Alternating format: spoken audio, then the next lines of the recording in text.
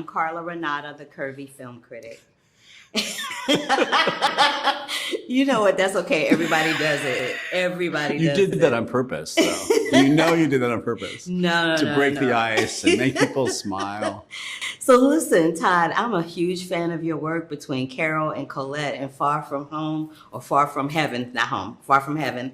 I'm a big fan of your work, and I noticed that women are always some type of protagonist in these films that you do. But what I particularly noticed about May December was the monarch butterfly analogy throughout, right? Yeah. And so the monarch butterfly is like an endangered species, and it comes up in spring, and it symbolizes hope. Yeah. So having said that, how did that analogy correlate with the scene in the bathroom with Julianne and Natalie, and how did it also correlate with that monologue that Natalie does toward the end of the movie? How do those two things kind of correlate with each other? That's an interesting question. You know, like, I guess I always made the link because the monarch butterfly theme was in the script by Sammy Birch. And I always made that connection to Joe in one way or the other, or by extension, the fact that it's going to be an empty nest. It's going to be the vacated cage. It's going to be the vacated chrysalis or whatever when the kids leave, you know? And so the whole movie is leading up to eventualities that some of which we know are coming and some of which we don't. And the ones that we don't know are coming are maybe the ones that have the biggest impact on him, the character of Joe, played by Charles Melton, in coming to some recognition of his situation in that house, you know? So without wanting to overplay the metaphor, it became this really interesting sort of undertow throughout the course of the film. Yeah, I dug that. I dug that a lot. I was like, ooh, this is interesting. I couldn't wait to ask you about that today. Yeah. And the other thing I wanted to ask you about is the fox, right? Yeah. So that fox, when she's standing there with that fox, I took it to mean a couple of things, and I just want to get your thoughts on it. Was the fox, you know, because that analogy, clever like a fox or cunning like a fox, was the fox representative of her?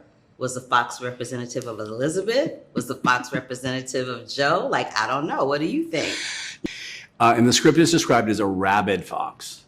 And I don't know, it's very brief on screen. There is some sounds that are associated with an ill or rabid animal, but mostly the fact that it doesn't run away and it locks eyes with Julianne Moore.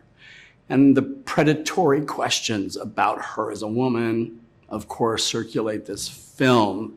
And here, late in the film, is this scene with a face-off with a wild or rabid animal. And themes of animals in cages go through the film with the pet store and so forth. So it was a film that had a lot of coherence in the sort of thematic language from the script on. See, I'm a deep kind of dog. I think I can tell. You're like, and last but not least, real quickly, I want to talk about the score. I know it was adapted and everything, but what really struck me about the score is that it was jarring at some points to kind of like snatch you out of reality. Was that on purpose? Was it discussed to be that, or what? Very much. I mean, the score did that in the film for which it was originally written, the film The Go-Between, Joseph Losey's 1971 film. This Michel Legrand score, and Michel Legrand has written hundreds of scores, and there are so many famous scores of his. I don't know of any that work exactly in this way, that slap you in the face from the outset and put you on alert that way that you describe.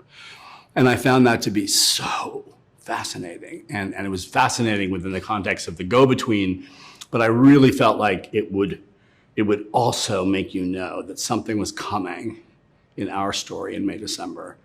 We knew that the past happened a long time ago, that the sort of tabloid history, but it's been locked up and frozen for a long time. And here comes this actress who's starting to like chip away at it.